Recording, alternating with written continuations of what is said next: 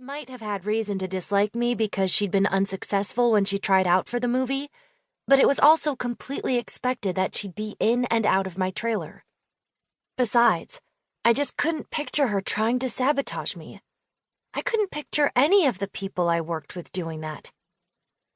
What about Amanda? Phil added. I've seen her go in quite a bit. Of course Amanda had been in my trailer a lot. She was my best friend on set. Okay, thanks. I backed away slowly. That hadn't helped at all. Tuesday, we were filming at a campground an hour outside the city. All the trailers were lined up in a gravel parking lot, and the action was taking place 100 yards into the trees. There was a shallow cave that, with the right camera angles and lighting, would look much bigger on screen. And today that shallow cave was the setting for the bloodiest zombie scene in the entire script. Cut! Remy called.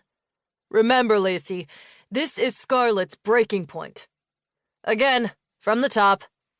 I nodded and picked my way back toward the cave entrance, around fake body parts, when my foot met a human finger that was actually attached to someone.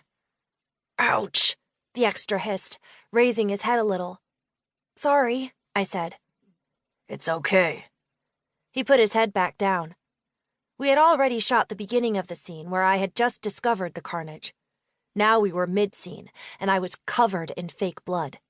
It dripped from my fingers and onto the dirt floor. I made it back to the first zombie, my starting mark, and knelt beside her.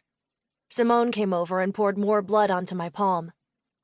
Thanks, I said. She laughed a little. You're welcome? I smiled and she backed out of the shot. Quiet on set, Noah called. Slate in, sound rolling, camera rolling. Action, Remy said. No, I screamed, bringing the limp form to my chest in a hug. No!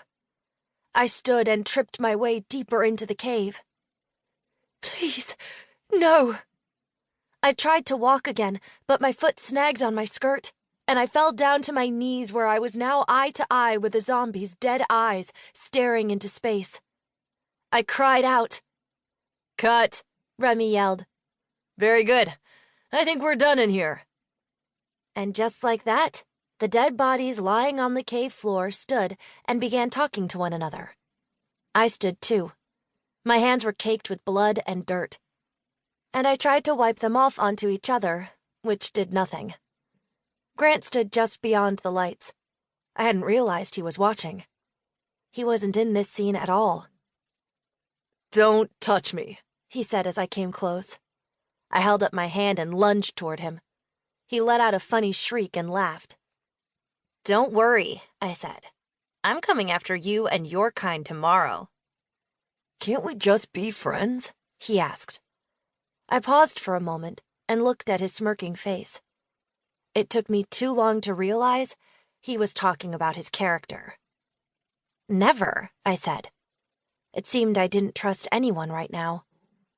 I didn't use the shower in my trailer often, but I was done for the day, and there was no way I was getting into my car like this.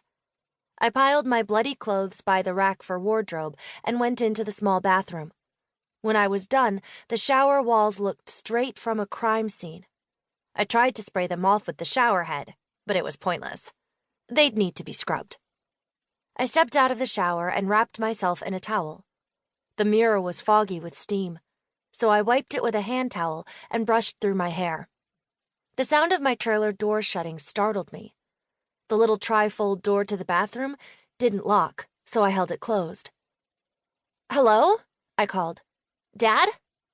There was no answer. Donavan? Nothing. I'm not dressed, so don't come in here. And I swear, if that's you, Amanda, and you jump out and scare me, I will never speak to you again. There was a rustling noise, but then the outside door shut again. I quickly dressed and slowly opened the door that led to the main part of the trailer. It was empty. I checked my table to see if maybe it was just Faith dropping off her visions. There was nothing. My fridge wasn't newly stocked either. This was not cool. I was not staying in my trailer today.